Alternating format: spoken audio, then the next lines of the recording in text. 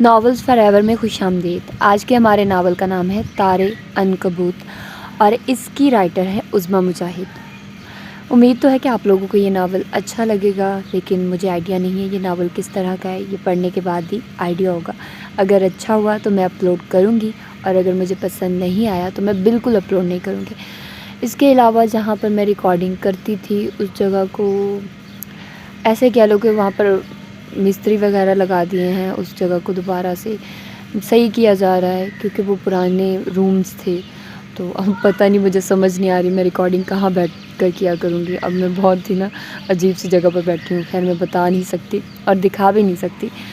اس کے علاوہ ناول جو بھیگا دسمبر ہے، آئی نو آپ لوگوں کو اس ناول کا بہت زیادہ انتظار تھا۔ وہ ایسے ہوا ہے کہ انہوں نے کہیں دیکھا ہے، مطلب ظاہر سی بات انہوں نے سرچ کیا ہوگا تو میرا چینل آ گیا تھا، تو اب انہوں نے مجھے کہا کہ وہ رپورٹ کرنے لگے اس چینل کو، تو میں نے اس طرح کیا، میں نے ویڈیوز ہٹا دی ساری۔ اور مجھے بھی پتہ ہے کہ آپ لوگوں نے سننا ہوگا۔ ویسے میں نے ان سے پوچھا بھی، میں نے تانیہ طاہر سے بات بھی کی کہ یار اگر آپ مجھے مجھ سے پیسے لے لیں، اگر دینا چاہیں، سیل کرنا چاہیں۔ وہ کہتی نہیں، میں سیل آلریڈی کر چکی ہوں اور میں اس طرح دے نہیں سکتی۔ تو میں نے کہا مجھے پرمیشن پہ دے دیں، کیونکہ میری زیادہ تر آڈینس جو ہے نا وہ آڈیو میں سنتی ہے، وہ پڑھتی نہیں ہے، تو ان لوگوں کو چاہیے، بٹ خیر انہوں نے بات نہیں مانی۔ اب میرے پاس صرف ایک ہی راستہ ہے، وہ یہ ہے کہ میں اپنے دوسرے چینل پر، جو کہ میرا novels for ever PDF channel ہے، وہاں پر صرف آپ لوگوں کو لنک دے دوں، مطلب اس کو میں ان لسٹ رکھوں، پرائیویٹ رکھوں، آپ لوگوں کو صرف لنک دے دوں اور لنک کے تھرو آپ لوگ وہ ناول سن سکتے ہیں۔ یہ بھی رسکی ہے، لیکن ظاہر سی بات ہے آپ لوگوں نے سنا نہیں تو مجھے یہ رسک لینا پڑے گا۔ لیکن آپ لوگ خود سوچو کہ اگر ایک ناول مجھے منع کیا گیا، وہ میرے لیے خطرہ ہے، لیکن پھر بھی میں پڑھنا چاہ رہی ہوں just because of you guys.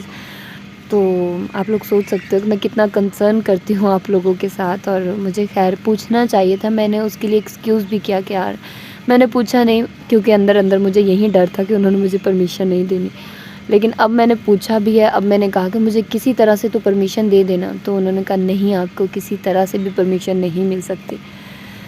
تو خیر آپ لوگوں کو میں صرف اتنا کہوں گی کہ جو ڈسکرپشن میں لنک ہے دوسرے ناول مطلب چینل کا، آپ لوگ ادھر جا کر مطلب اس چینل کو سبسکرائب کر لیجئے گا۔ جب بھی میرے ٹائم ملے گا یا جب بھی مجھے ٹائم ملے گا، میں وہ ناول ادھر ہی اپلوڈ کروں گی، ادھر میں رسک نہیں لے سکتی۔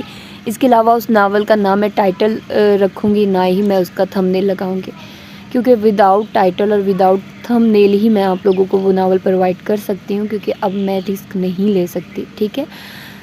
تو آئیے شروع کرتے ہیں اس ناول کو کہ یہ کیسا ناول ہے۔ سفید لباس میں وہ آسمان سے اتری کوئی اپسرا ہی تھی، جسے دیکھ کے وہ مبہوت ہوا تھا۔ ایک خواہش مسلسل تھی جو اس کی طرف بڑھنے پہ مجبور کر رہی تھی، اور وہ حسین شبیہ مجسم بنا اس کی طرف دیکھے لال گنبد والے میناروں کی جانب بڑھ رہی تھی۔ رک جائیے پلیز، فاصلہ بڑھ رہا تھا، وہیں اس کی دھڑکنیں منتشر ہو رہی تھی۔ وہ اسے روکنا چاہتا تھا، مگر آواز تھی کہ حلق میں پھنس کے رہ گئی تھی۔ بولنے کی کوشش میں اس کا جسم پسینہ پسینہ ہو رہا تھا، جبکہ اپنی بے بسی پہ آنکھوں سے آنسو جاری تھے۔ پاک بی بی کی صدائیں اس کے قدم جکڑے تھے۔ سامنے کا منظر بدل رہا تھا، جہاں کہیں عورتوں نے اس اپسرا کو اپنے گھیرے میں لیتے عقیدت سے اس کے ہاتھوں کا بوسہ لینا شروع کر دیا تھا۔ اس نے کوشش کی کہ چہرہ ہی نہ سہی وہ ایک بار اس کے ہاتھ ہی دیکھ لے، مگر سفید پوشاک میں چھپے ہاتھ اس کی نظروں سے اوجھل رہے تھے۔ آج وہ فیصلہ کر چکا تھا، اب کہ مایوس نہیں لوٹے گا۔ اس پہیلی کو سلجھانے کا، اپنی بے چینی کو ختم کرنے کا شاید وقت آ چکا تھا۔ تبھی بنا ادھر ادھر دیکھے وہ اس طرف بڑھا، لیکن بڑھ نہیں سکا، اس کا ہاتھ کسی کی گرفت میں تھا۔ مجھے جانے دے پلیز، آج نہیں، وہ ملتجانہ انداز میں کہتے روکنے والے کی طرف دیکھنے لگا تھا، مگر وہاں کوئی بھی نہ تھا۔ آج بھی کوئی طاقت اسے اس کی منزل کی طرف جانے سے روک رہی تھی۔ کوئی سفید ہیولا سا نظر آیا تھا۔ منظر پھر سے بدل رہا تھا، اس کے ارد گرد سفید کبوتروں کا مرغولا گزارا تھا۔ شاید وہ بھی اس عورت کی بیعت کو جا رہے تھے، مگر اس کے پاؤں میں اندیکھی زنجیر تھی جو اس کے قدموں کو جکڑے ہوئے تھی۔ عبدالباری، اسے لگ رہا تھا کہ اس کو روکنے والی طاقت اس کے آس پاس ہی ہے۔ کون ہو تم؟ پلیز مجھے مت روکو، ایک بار، صرف ایک بار مجھے جانے دو اس کے پاس۔ وہ گڑ گڑاتے ہوئے اپنے ہی قدموں پہ گرا تھا۔ باری، اب کی آواز بہت قریب سے ابھری تھی۔ اس نگری کے واسی نہ بنو جہاں خاموشیوں کے سوا کچھ نہیں ملنا تمہیں۔ آواز بہت مانوس تھی، لرزتی پلکوں پہ اٹکے آنسوؤں کو لبوں سے سمیٹا گیا تھا۔ فیضی، اس کے لبوں سے سرگوشی سی ہوئی تھی۔ سراب کے پیچھے بھاگنا چھوڑ دو، شعور کی دنیا بہت خوبصورت ہے۔ اب کے ماتھے پہ بوسہ دیا گیا تھا۔ اس نے آہستگی سے آنکھیں کھولی۔ خواب سے حقیقت کا سفر انتہائی کڑا تھا۔ اس کے سامنے اس کا ہمزاد ٹھہرا تھا۔ مجھے ایسا کیوں لگتا ہے ہمیشہ آپ ہی مجھے اس تک رسائی نہیں دیتے؟ شعور کی منزلیں طے ہوئی تو آج بھی اپنے بے پہرا خوابوں پہ خجالت ہوئی۔ سراب کے پیچھے کیسے بھاگنے دوں؟ کیا ان لوگوں کے لیے ایک روک کافی نہیں؟ فیضان چاچو نے انتہائی شوخی سے کہتے اپنے اندر اٹھتے الاؤ کو دبایا۔ کیا ان خوابوں کا حقیقت سے کوئی تعلق ہوگا؟ ہمیشہ سے پوچھا جانے والا سوال، فضول، جس کا جواب ہمیشہ ہی نفی میں سر ہلا کے دیا جاتا تھا۔ یونیورسٹی نہیں جانا؟ سوال کے بدلے سوال حاضر تھا۔ عبدالباری نے اس کے اس طرح دامن بچانے پہ منہ کے کہیں زاوے بنائے۔ یہاں تو آوے کا آوا بگڑا ہوا ہے۔ فیضی، کس لیے بھیجا تھا میں نے کہ اس لارڈ گورنر کو اٹھا کے لے آؤ، اور تم نے یہاں آتے گپے ہانگنی شروع کر دی؟ الماس، عبدالباری کی والدہ نے آتے ساتھ دونوں کی درگت بنائی۔ کیا یار ممی، آپ مجھے والدہ محترمہ کم اور ہٹلر زیادہ لگتی۔ ایک تو برے برے خواب دیکھو، اوپر سے صبح صبح آپ کی کڑوی کسیلی سنو۔ میں نہیں کر رہا ناشتہ۔ یہ کوئی نئی بات نہیں تھی، جب بھی عبدالباری کو الویژن ہوتے ایسے میں اس کا پورا دن برا گزرتا، اور کسی کے پاس بھی اس کے ان خوابوں کا علاج نہیں تھا۔ الماس نے کہیں ایک پیروں فقیروں سے دم درود والے پانی اسے بنا بتائے پلا دیے تھے، مگر کوئی اثر نہ تھا۔ کہیں نہ کہیں وہ خود بھی اپنے خوابوں سے مانوس ہونے لگا تھا۔ یار فیضی، پاکستان میں کتنے کوئی درگاہ اور مسجدیں ہوں گی کوئی؟ آج اس کا انداز بدلا تھا۔ فیضان کو اس سوال پر ہنسی آئی، مگر بنا جواب دیے کمرے سے نکل گیا۔ حد ہے، مطلب کہ اپنی کوئی اوقات ہی نہیں۔ باری کو اپنا اگنور کیا جانا تو بالکل گوارا نہیں تھا۔ پچھلی بار کا سوال تھا پاکستان میں کتنے کوئی صحرا ہوں گے، اور اب بتانا تھا وکالت چھوڑ کے جاسوس بن جاتا۔ فیضان کی شوق سی آواز آئی۔ جاسوس ہی نہیں، جیالوجسٹ بھی تو یہ کام کر سکتے۔ انایا نے فیضان کو جواب دیتے بھائی کی حمایت کی۔ یہ چیز جیو میری شیرنی۔ باری کا گرچہ موڈ کافی خراب تھا، مگر انایا کی آمد ایک ٹھنڈے جھونکے جیسی ثابت ہوئی تھی، جس کے ہاتھ میں گول مٹول سا دانیال ماموں کو دیکھتے اس کی جانب لپکنے لگا تھا۔ چھوڑو تم اسے، آج صاحب کا موڈ ٹھیک نہیں میرے شیر۔ فیضان نے دانیال کو اٹھاتے انایا کو بازو کے گھیرے میں لیا۔ باری نے ایک مسکراہٹ ان کی طرف اچھالے۔ اندر جاتے ہی گھر میں مختلف آوازوں کی صدائیں بلند ہوئی، جن میں خوشی کی چھنکار واضح تھی۔ باری نے ایک افسردہ نگاہ آئینے میں نظر آتے اپنے عکس پہ ڈالی۔ آنکھوں کے سامنے پھر سے وہ ہیجانی کیفیت گزری تھی۔ سر جھٹکتے وہ یونیورسٹی کی تیاری کرنے لگا تھا، جبکہ باہر فیضان اور فیضی نے اعلان کر دیا تھا کہ آج صاحب بہادر کا موڈ آف، اس لیے کوئی نہ اس سے ٹکرائے۔ جی بسم اللہ صاحب، بخیر و عافیت، یہ فریضہ بھی پورا ہو گیا ہے، مبارک ہو آپ کو۔ سید بخت بھری نے شوہر کے آتے مبارک دی، ساتھ میں دونوں بیٹے بھی تھے جو ماں کے دائیں بائیں کھڑے تھے۔ روٹی کھلاؤں؟ پھر مہمان انتظار کر رہے ہوں گے۔ سجادہ نشین سید ثقلین شاہ کے چہرے پہ بہت سکون نظر آ رہا تھا، جیسے کسی بھاری ذمہ داری سے آزاد ہوئے ہوں۔ دلہن بیٹی کو اس کے کمرے تک پہنچا دیا نا؟ سیدہ بخت بھری کی ساس اور ثقلین شاہ کی والدہ محترمہ نے چشمہ اتارتے کہا تھا۔ ہاں ماں، ماشاءاللہ بہت خوش ہے ہمارے فیصلے سے۔ آنکھوں کے دریچے پہ اکلوتی بیٹی کا آنسوؤں سے تر چہرہ سامنے آیا، مگر شوہر اور ساس کے سامنے جگہ بنانے کا موقع کیسے ضائع جانے دیتی؟ چلو فریضہ تھا، پورا ہو گیا۔ ساس نے سر ہلائے خوشی کا اظہار کیا۔ وہاں موجود ہر چہرہ خوش تھا سوائے اس فرد کے جسے دلہن کہا جا رہا تھا۔ دلہن؟ نام سنتے ہی آنکھوں کے منظر پہ سرخ اناری سوٹ میں ملبوس، خوشبوؤں اور کہکشاؤں سے سجائی لڑکی کا چہرہ سامنے آتا ہے، جو اپنے جیون ساتھی کے ہمراہ آنکھوں میں خوبصورت زندگی کے دیپ جلائے بیٹھی ہو۔ سخاوت، مستقیم، خوش قسمت، قابل، خوشگوار جیسے لفظوں سے مزین دلہن اپنے اندر اسے ایک نام کی سرشاری میں کتنے دن محصور رہتی ہے۔ چاؤ اٹھاتا دلہا اور دلہن ہر منظر کے اور شادی میں شریک لوگوں کا موضوع نگاہ ہوتے ہیں، مگر سید مخدوم ثقلین شاہ کی حویلی کی یہ دلہن ان میں سے کسی بھی معیار پہ پوری نہیں اتر رہی تھی۔ دلہن تو تھی، مگر روایتی لباس سے ہٹ کے سفید لباس کو زینت تن کیے ہوئے دلہن، ایسی دلہن جس کے پہلو میں کوئی دلہا تو نہ تھا، مگر قرآن کو اس کی جھولی کی زینت بنائے اسے دلہن کا خطاب دیا جا رہا تھا، کیونکہ یہ رسم نکاح تھی اس دلہن کی جسے قرآن کی دلہن کہا جا رہا تھا۔ باقاعدہ رسم و رواج کا خیال رکھتے۔ وہاں موجود گاؤں کا ہر شخص خوش تھا کیونکہ ان کے لیے یہ کوئی انوکھی بات نہ تھی۔ صدیوں سے چلی آتی اس رسم میں سید خاندان کی لڑکیاں ایک بے جان کی مورت جیسی، قرآن کے نام پہ زندگی گزارنے والی لڑکیاں بھی دل اور جذبات رکھتی تھی، مگر بھلا ہو اس برے وقت کا جو انہیں اس خاندان کا نام دیے بغیر ان سے نچلے لوگوں میں سرخرو کرتا، وہیں خاندان کے حفظدہ ماحول سے باغی بناتا تھا۔ مگر وہاں موجود دلہن چاہ کے بھی بغاوت نہ کر پائی تھی۔ کتنی امیدیں، امنگیں اور محبتوں کے وعدوں کو اپنے دل کے کونے میں ایک سسکتی یاد بنا کے وہ محض قرآن کی دلہن بنی بیٹھی تھی۔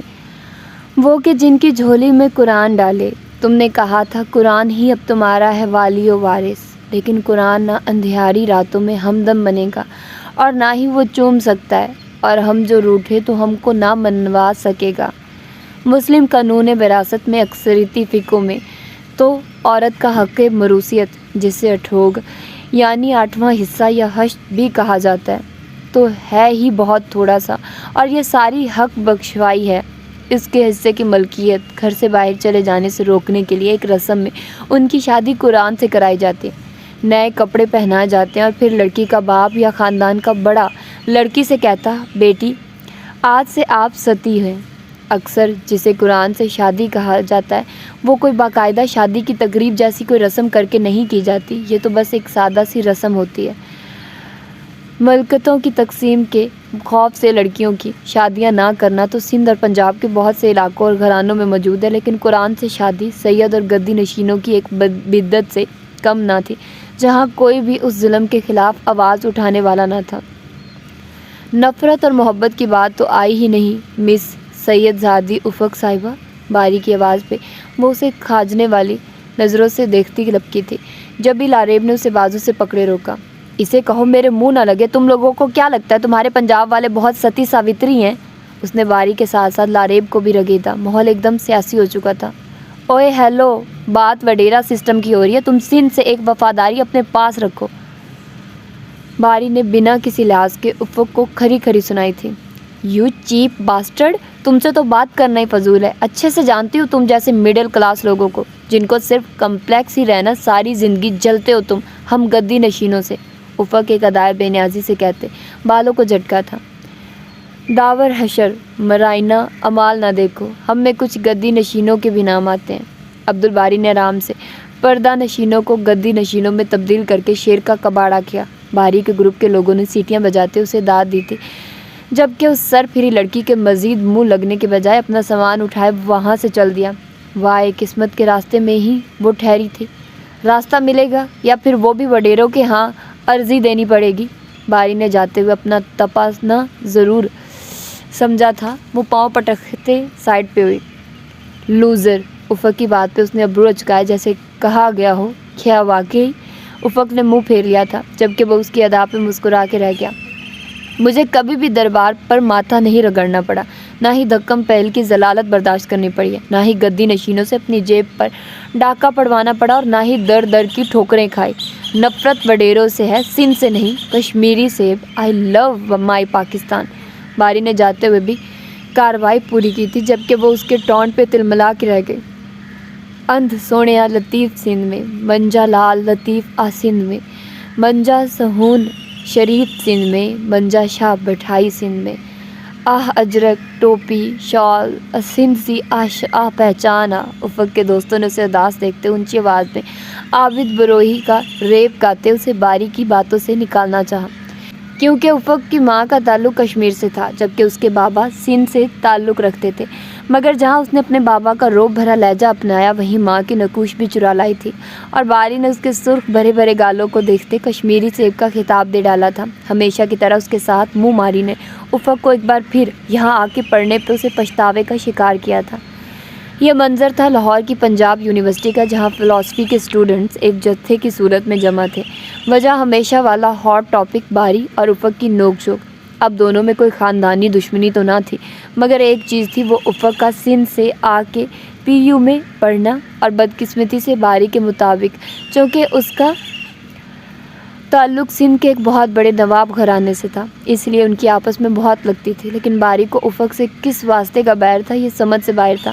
بعض لوگوں کو یہ بھی لگتا تھا چونکہ ان دونوں کی فیملیز ایک مضبوط سیاسی بیک گراؤنڈ رکھتی تھی، اسی لیے فطری چڑ کی کوئی وجہ نہ تھی۔ زر اس کے قریب آتے سرگوشی کی تھی۔ کتنی بار بولوں، مجھے نہ یہ زر بولا کرو، I just hate this word. اس نے اپنی ننھی سی ناک کو سکوڑتے ہوئے بولا۔ اگر کسی کے رومانٹک موڈ کا ناچ بٹھانا ہو بلا لو محترمہ زرمینہ صاحبہ کو۔ اس نے منہ بنائے ناراضگی سے رخ موڑ لیا، جبکہ اس کی تو جان پہ بنائی تھی۔ اچھا پلیز ناراض نہ ہو، جو دل چاہے بلا لینا پلیز۔ دونوں ہاتھوں سے کان پکڑے اس نے اس کے سامنے بیٹھتے کہا تھا، جبکہ اس کی بات پہ وہ مسکراتے زندگی سے بھرپور کہکا لگا گیا۔ جانتی ہو میری زندگی کا کل احساسات تم ہی ہو زر۔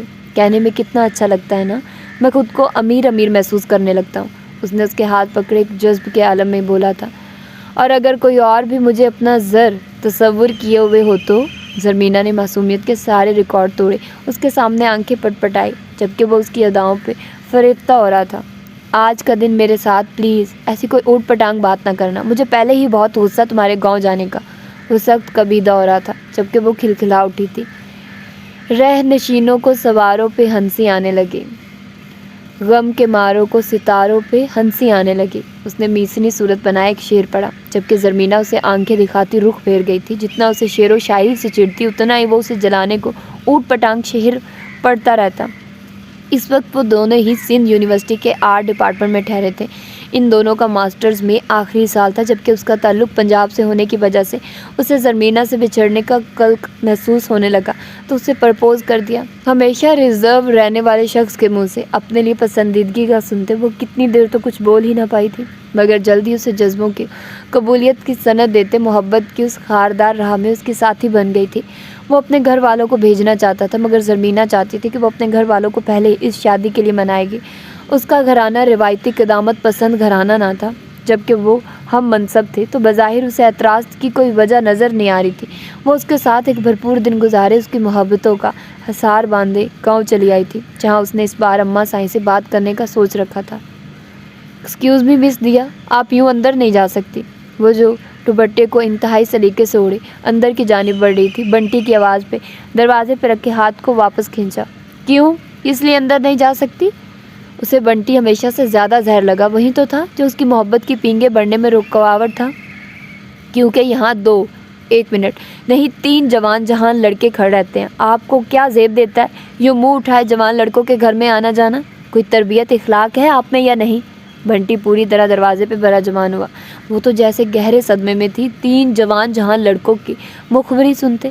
تمہیں ان جوان جہان لڑکوں کا سیکیورٹی گارڈ بنایا گیا ہے؟ وہ بھی مکمل فارم میں آئی تھی۔ جی ہاں، کیونکہ خواتین خانہ گھر سے باہر ہے اس وقت، وہ کون سا کسی سے کم تھا؟ دیا افضال پاؤں پٹکتی وہاں سے نکلتی گئی، اب تو جواز ہی باقی نہ رہا تھا وہاں رکنے کا۔ بنٹی میرے شیر، شکر تو اس آفت کی پڑیا سے بچا لیا۔ باری اور فیضی نے ایک دم اس پہ دھاوا بول دیا۔ ویسے 2 تو ٹھیک ہے، یہ تیسرا نوجوان لڑکا کہاں ہے؟ نظر نہیں آ رہا۔ فیضی نے مسکراتے ہوئے سوچتے انداز میں اپنے آس پاس نظریں دوڑائی، جیسے اسے مل ہی نہ جائے وہ اندیکھی مخلوق۔ صبح وقت آنے پہ بتاؤں گا، چلو بالنگ کراؤ اب، روب دار آواز میں کہتے اس نے باری کی طرف بال اچھال دے۔ دم ہے رے مارے چھوکرے میں، فیضی نے بنٹی کے کندھے پہ تھپکی دی۔ وہیں دیا اپنے گھر کے ٹیرس پہ ان مسخروں کو دیکھتے تاؤ کھانے لگے۔ یقیناً ان دونوں نے اس ننھے فتنے کو سکھایا تھا دیا کو وہاں سے بھگانے کو۔ یو نو پھوپھی از سو اریٹیٹنگ، ہر بات پہ وڈیرے یوں ہوتے ہیں، بس آل ٹائم خامیاں، ٹوٹلی جیلس۔ اور آپ کو پتہ ہے موسٹ اریٹیٹنگ چیز کیا لگتی ہے مجھے اس کی؟ افق نان سٹاپ کال پہ بولے جا رہی تھی، جبکہ دوسری طرف موجود اس کی پھپھو نے اسے چپ ہو جانے کا کہا تھا۔ کیا یار، ایک تو وہ پورا دن سڑیل میرا خون جلاتا رہتا ہے، اوپر سے آپ کو مجھ سے نہیں بات کرنی۔ اپنا اگنور کیا جانا تو اسے کبھی گوارا نہ تھا، ایسے میں جب اس کی فیوریٹ پھپھو یہ قدم اٹھائے تو معافی کی گنجائش ہی نہ تھی۔ افق مجھے نماز پڑھنی ہے، اس کے بعد درگاہ پہ جانا ہے جہاں سب مرید انتظار کر رہے ہوں گے۔ اس نے ٹھہرے ہوئے لہجے میں اپنی بات سنائی، کیونکہ وہ جانتی تھی اپنی اکلوتی ضدی بھتیجی کو، جس نے فوراً اپنے بابا سمیت سب سے اس کے روکھے رویے کی شکایت کر کے اس کی جان ہی عذاب میں ڈالنی تھی۔ تبھی پیار سے مناتے بولی، او رائٹ سوری بھول گیا مجھے، اوکے کیری آن۔ افق نے تنزیہ کہتے ان کی جان خلاصی کی۔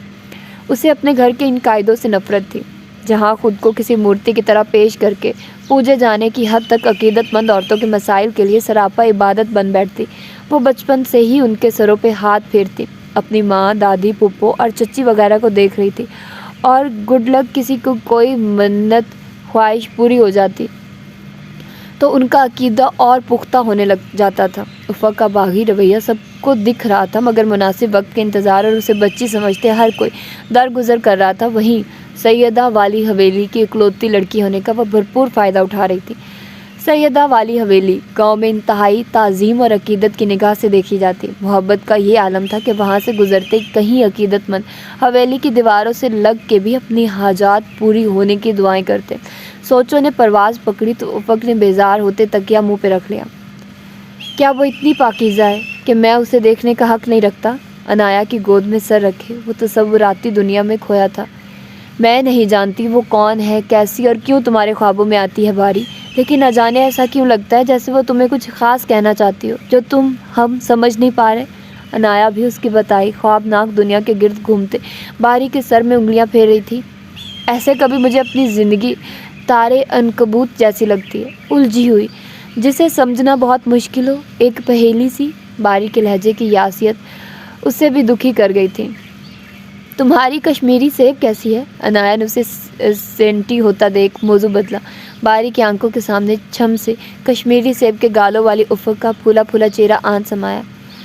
اچھی ہے پر میرے ٹائپ کی نہیں ہے۔ باری نے لہجے کو شریر بناتے بنٹی کو اپنی طرف اشارے سے بلایا۔ خبر ہے مجھے ساری، تم اپنی حرکتوں سے باز آ جاؤ باری، سب ایک جیسے نہیں ہوتے۔ اس لڑکی سے تمہارا خدا واسطے کا بیر، ہمیں تو کچھ اور سجا رہا ہے کہیں۔ عنایا نے معنی خیزی سے کہتے آنکھ دباتے اشارہ کیا تو اس کی بات سمجھتے باری نے زور و شور سے نفی میں سر ہلایا۔ قطعاً نہیں، دنیا ادھر کی ادھر ہو جائے، دنیا میں اور بھی غم ہے افق کے سوا۔ ایک لے میں شیئر پڑھتے اس نے بنٹی کو گھورا جس نے اسے مکمل اگنور کرتے انیزے کے ساتھ اپنے کرکرے شیئر کیے۔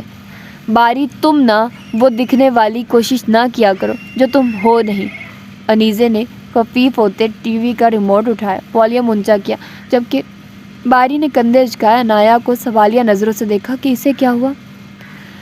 انا مجھے ایسے لگتا ہے یہ باری نہ جھوٹ بولتا ہے، اسے کوئی الوژن نہیں ہوتے، اسپیشل ایسا بندہ جو ہر روز کسی کو ٹارچر کر کے گناہ کمائے، اور افق کو اس طرح ٹارچر کرنا سمجھداری تھوڑی ہے۔ ایک انسان آپ کے ساتھ برا کرے تو آپ سب سے بدلہ لوگے، ہاؤ ڈسگسٹنگ یار۔ اور وہ بیچاری اتنی فیڈ اپ ہو چکی ہے کہ یونیورسٹی چھوڑنے کا سوچ رہی ہے۔ افق، انیتا، ایلیا اور انیزے بیسٹ فرینڈز تھی، ایسے میں باری کے کارنامے وہ گھر آ کے ضرور بتاتی تھی، کچھ مزید مرچ مسالہ لگا کے۔ وہیں اس نے صبح والی بھڑاس اس باری پہ نکالی جو اسے یونیورسٹی نہیں لے کے گیا تھا۔ سمجھدار لوگوں کے حصے میں ہمیشہ سمجھوتے آتے ہیں، شاید اس لیے انہیں سمجھدار کہا جاتا ہے۔ سوری بہنا، میں مدر ٹریسا نہیں بن سکتا، اس گھر کو ایک ہی سمجھدار کافی ہے۔ بنٹی کے ہاتھ سے کرکرے پکڑتے باری نے اس کی بات کو مذاق میں اڑایا۔ تمہارا بس چلے تو سب لڑکیوں کو ایک ہی لائن میں کھڑا کرتے گولی سے اڑا دو، کتنا اریٹیٹنگ ہے یہ بندہ یار۔ علیزے اول تو کبھی گھر کے اور اس کے معاملات میں بولتی نہیں تھی، اور اگر جو بولتی تو دلائل کم پڑ جاتے تھے اس کے جواب دینے والوں کو۔ تبھی باری نے بھی منہ کے کہیں زاویے بناتے خود کو ٹی وی کی طرف متوجہ کیا۔ تجھے عشق ہو، خدا کرے کوئی تجھ کو اس سے جدا کرے، تیرے ہونٹ ہنسنا بھول جائیں، تیری آنکھ پرنم رہا کرے، تو اس کی باتیں کیا کرے، تو اس کی باتیں سنا کرے، اسے دیکھ کر تو رک پڑے، وہ نظر جھکا کر چلا کرے، تجھے ہجر کی وہ جھڑی لگے، تو ملن کی ہر پل دعا کرے، تیرے خواب بکھرے ٹوٹ کر تو کرچی کرچی چنا کرے، تو نگر نگر پھرا کرے، تو گلی گلی صدا کرے، تجھے عشق ہو پھر یقین ہو، اسے تسبیحوں پر پڑا کرے، پھر میں کہوں عشق ڈھونگ ہے تو نہیں کہا کرے۔ کیسر نے دروازے سے داخل ہوتے سے شروع کی جانے والی غزل اس کے برابر دھپ سے بیٹھتے اختتام پذیر کی۔ باری کی آنکھیں باہر نکلنے کو تھی۔ کیوں بے مجنوں کی اولاد، مجھے کیوں عشق ہونے لگا؟ دیکھ لو بہنا، یہ بہنوئی صاحب پٹنے والے کام کر رہے ہیں۔ الماس جو کیسر کی آواز پہ آئی تھی، باری کے منہ سے اپنے بہنوئی کہنے کے لیے ایسی باتیں سن کے سینے پہ ہاتھ رکھا۔ شرم نہیں آتی؟ تم سے بڑا ہے وہ، کوئی لحاظ کوئی عزت ہوتی ہے کہ نہیں؟ اور نہیں تو رتبے کی شرم کر لو۔ الماس کا بس نہیں چل رہا تھا اسے جھانپڑ رسید کر دے۔ حد ہی ہو گئی ہے ماں، میری جس طرف منہ کروا سکی عزت رتبے کی پڑ جاتی ہے آپ کو، یہ نہیں پتا وہ جس نے آتے ہی منہ بھر بھر گالیاں دی ہیں آپ کے اکلوتے سپوت کو، اس کا کیا؟ باری نے آنکھوں سے اندیکھے آنسو صاف کرتے بنٹی کو گلے لگائے غم غلطہ کیا۔ الماس نے حیرانگی سے اپنے ہونہار داماد کو دیکھا۔ جیسے انہیں یقین ہی نہ ہو کہ وہ ایسا کچھ کر سکتا ہے۔ کیسر نے ساس کے خطرناک تیوروں کو دیکھتے فوراً نفی میں سر ہلایا۔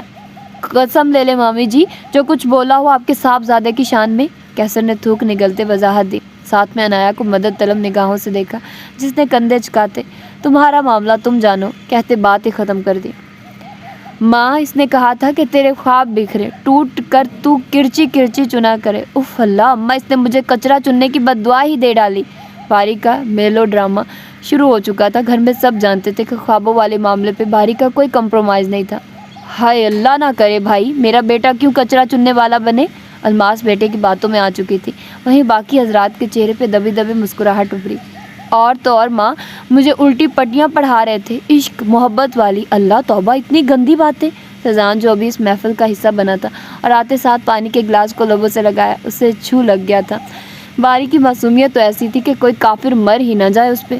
انیزے پلیز مجھے لا دو یار، ایسا نہ ہو میرا بلڈ پریشر لو ہو جائے۔ فیضی نے باقی کا پانی ایک سانس میں چڑھایا۔ جی، انیزے نے فوراً حکم کی تعمیل کی تھی۔ بخاری ہاؤس، جہاں پہ اس وقت بابر بخاری اپنے خاندان سمیت رہائش پذیر تھے، ان کا آبائی گھر تھا۔ کئی سالوں سے یہاں پہ مقیم بابر بخاری کی 2 اولادیں تھیں، عبدالباری اور بیٹی عنایا، وہیں سالیہ زیدی جو کہ بابر بخاری کی اکلوتی بہن تھی، نوجوانی میں بیوگی کی چادر اوڑھے اپنے 3 بچوں کیسر، انیزے، عادل جسے عرف عام ونٹی کہا جاتا تھا سمیت مستقل بنیادوں پہ بخاری ہاؤس میں آن مقیم ہوئی۔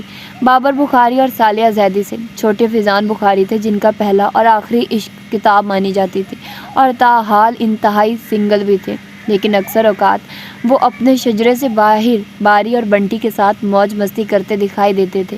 وہیں کچھ مہینوں پہلے سامنے والے بنگلے میں ایک نئی فیملی شفٹ ہوئی تھی، جن کا بزنس کمیونٹی میں بڑا نام تھا، اور افضال غوری کی اکلوتی بیٹی دیا افضال، جو کہ ابھی ماسٹرز کی اسٹوڈنٹ تھی، فیضان بخاری کو دیکھتے ہی پہلی نظر کے آکٹوپس کا شکار ہوئی تھی۔ بخاری ہاؤس والوں سے میل ملاپ بڑھانے میں مصروف عمل نظر آ رہی تھی، پر بنٹی کی کرامات کہ وہ جلد ہی دیا کے دل کی بات اور یہاں پائے جانے کی وجوہات جان گیا تھا، جس کی خبر ہوتے ہی فیضان تو دیا کو سلام دینا درکنار اس کی موجودگی میں کمرے سے نکلنا ہی چھوڑ دیا تھا۔ عنایا اور کیسا کو دونوں بہن بھائی اور بچوں کی پسندیدگی پہ رشتہ ازواج میں منسلک کر دیا گیا تھا، جن کا ایک بیٹا تھا اور وہ بھی سالیہ زیدی کے ساتھ اوپر والے پورشن میں رہ رہے تھے۔ وہیں بچوں کا اتفاق اور محبت دیکھتے بڑوں کے درمیان انیزے اور بھاری کے رشتے کی بھی کھچڑی پکائی جا رہی تھی، جسے فی الحال بچوں سے چھپایا گیا تھا۔ خبر ہے ہمیں لٹیروں کے سب ٹھکانوں کی، شریک جرم نہ ہوتے تو مخبری کرتے۔ افق کلاس روم میں داخل ہوئی تو ہمیشہ کی طرح اس کی ذات پہ طنز کے تیر چلائے گئے۔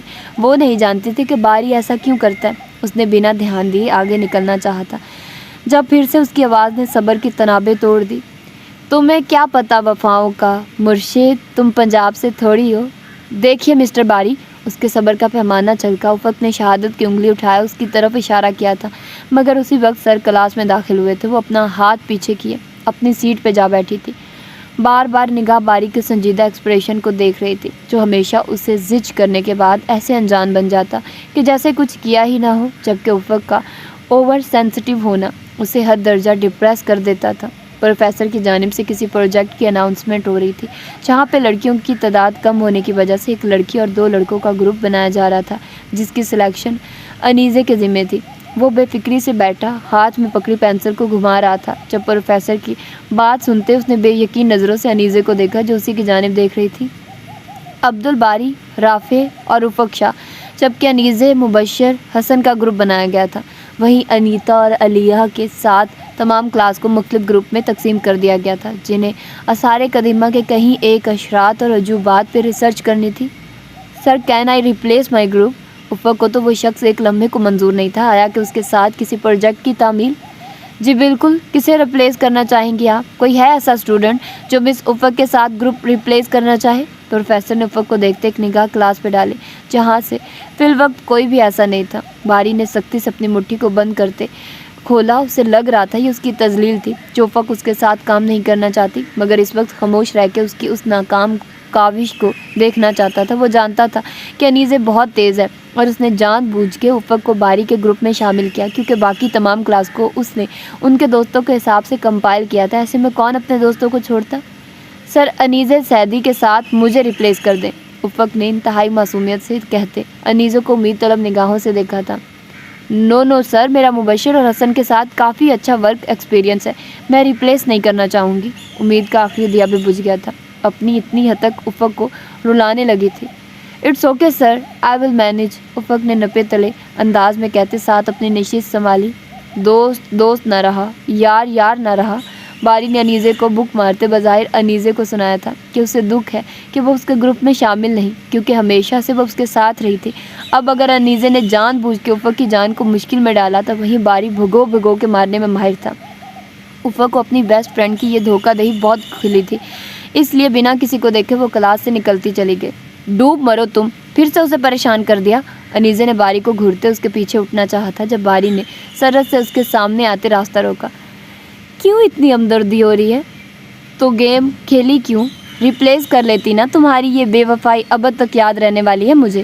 وہ جو اپنا بیگ کلاس میں بھول گئی تھی۔ باری کی آواز پہ انیزے اور اس کے درمیان موجود کم فاصلے کو محسوس کیا۔ نہ جانے انیزے نے اس کے ساتھ یہ کیوں کیا تھا، وہ جس طرح سے آئی تھی ویسے ہی باہر بڑھ گئے۔ کیونکہ میں چاہتی ہوں تم دونوں ساتھ میں کام کرو، تم اسے سمجھو، دیکھو کہ ساری دنیا ایک جیسی نہیں ہوتی۔ انیزے کے نادر خیالات سنتے باری کا کہکا بہسکتا تھا۔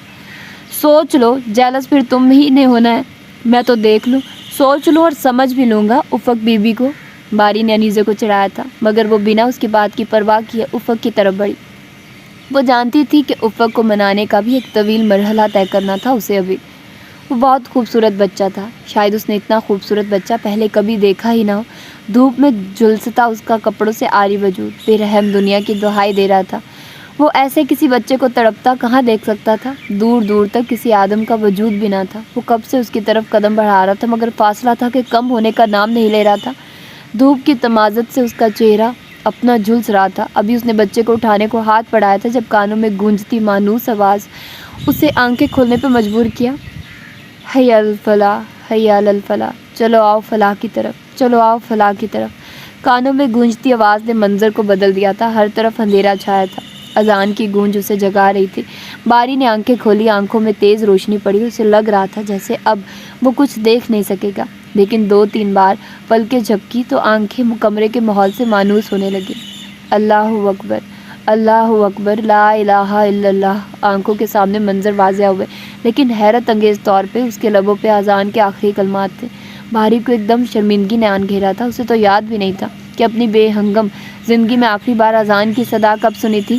اس کا خواب پوری طرح سے اس کی یادداشت سے محو ہو چکا تھا۔ نہ جانے کون سی قوت تھی جو اسے اپنی جانب کھینچ رہی تھی۔ تبھی اٹھتے الماری سے سادہ کرتا شلوار نکالتے اس نے مسجد کا رخ کیا۔ ابھی گیٹ پار بھی نہیں کیا تھا، فیضی سے مٹ بھیڑ ہو گئی۔ اس نے حیرت بھری نگاہ باری کے حلیے پہ ڈالتے گھڑی پہ نگاہ کی۔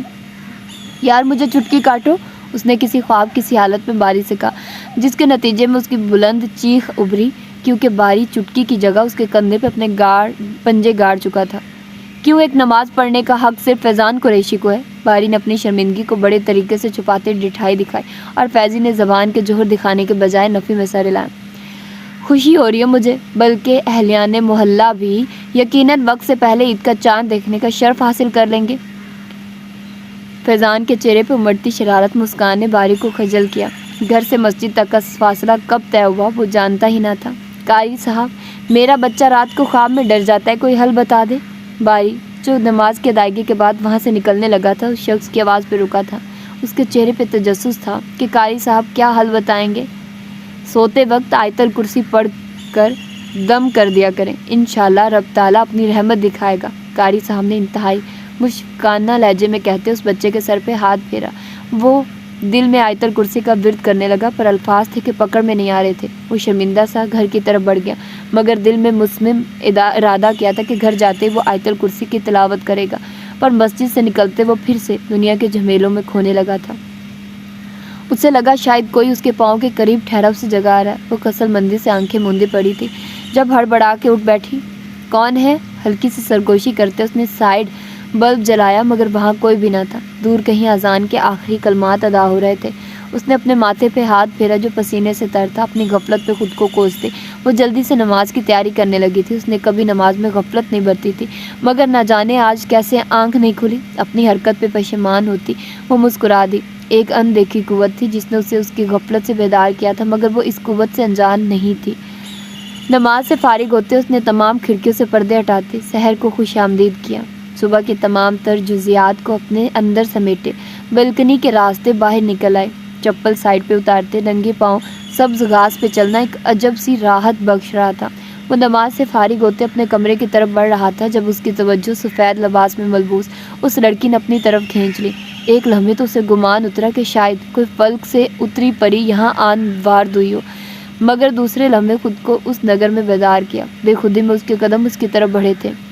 ہائے آئی ایم وجدان، انتہائی بشاشت سے کہتے وجدان تعارف کراتے اپنا ہاتھ اس کی طرف بڑھایا۔ وہ جو کسی گہری سوچ میں زمین پہ نظریں جمائے چل رہی تھی، ایک دم اپنے سامنے ایستادہ دیوار سے ٹکرانے سے خود کو بچایا۔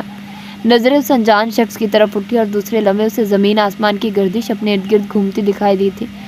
وجدان جو اس کی لرزتی چلمن میں کھویا تھا، ایک واردات کا شکار ہوا جو سیدھا دل پہ ہوئی تھی۔ ابھی وہ سنبھل نہیں پایا تھا جب اس نے اپنے بے داغ شفاف چہرے کو اپنے آنچل سے چھپاتے خود کو وہاں سے غائب کیا۔ وجدان کو لگ رہا تھا شاید وہ کسی الوہین کا شکار ہوا ہے، مگر دروازے پہ ہلتا پردہ اسے اپنی جانب متوجہ کر رہا تھا۔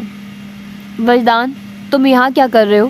شاہ صاحب کی آواز پہ اس کے قدم زمین پہ جکڑے تھے، جبکہ وہ اس کو مشکوک نگاہوں سے دیکھتے دروازے کے ہلتے پردے کو بھی دیکھ رہے تھے۔ وجدان ابراہیم کو یاد آیا کہ وہ اس وقت کہاں اور کیوں ٹھہرا تھا۔ سوری شاہ سائیں، بس نماز پڑھ کے فارغ ہوا تو سوچا تھوڑی ہوا خوری کر لیں۔ چہرے پہ حتی الامکان بشاشت سجائے اس نے شاہ صاحب سے نظر چراتے ایک چور نگاہ پھر سے دروازے کی طرف ڈالے۔